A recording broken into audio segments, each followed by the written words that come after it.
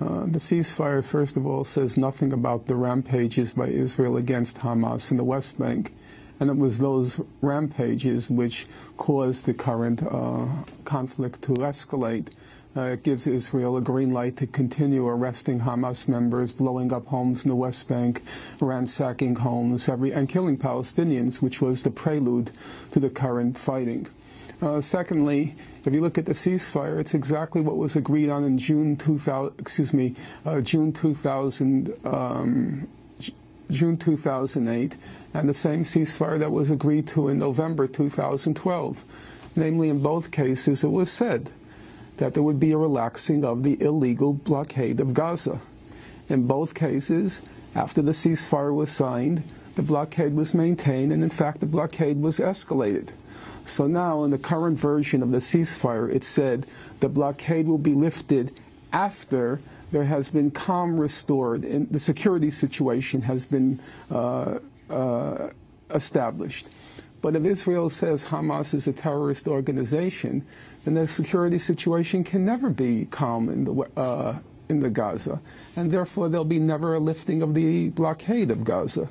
So we're right back to where we were in June 2008, November 2012. Of course Hamas is going to reject that kind of agreement. It means it legalizes, it legitimizes the brutal, merciless, heartless, illegal blockade of Gaza.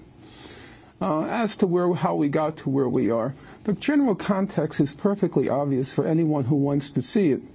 A unity government was formed between the PA and Hamas. Netanyahu was enraged at this unity government.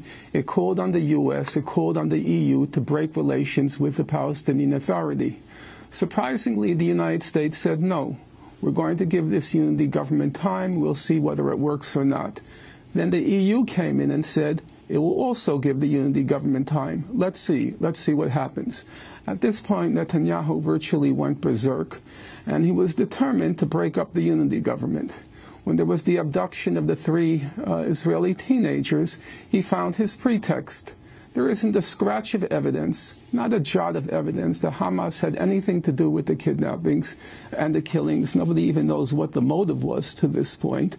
Even if you look at the July 3rd report of the Human Rights Watch, they said nobody knows who was behind the abductions. Even the U.S. State Department, on July 7th, there was a news conference, and the U.S. State Department said we don't have hard evidence about who was responsible.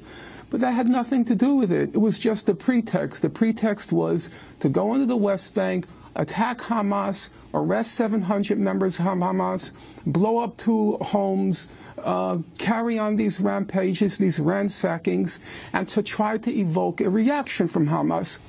This is what Israel always does. Anybody who knows the history, it's what the Israeli political scientist, the mainstream political scientist, his name was Avner Yaniv. He said it's these Palestinian peace offensives.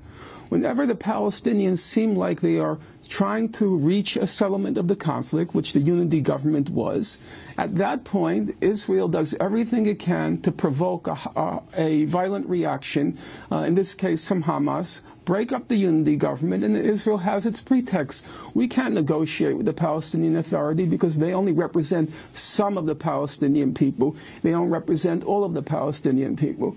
And so Netanyahu does what he always does, what Israeli governments always do. You keep pounding the Palestinians, in this case pounding Hamas, trying to evoke a reaction, and when the reaction comes, when the reaction comes, you say, we can't deal with these people, they're terrorists.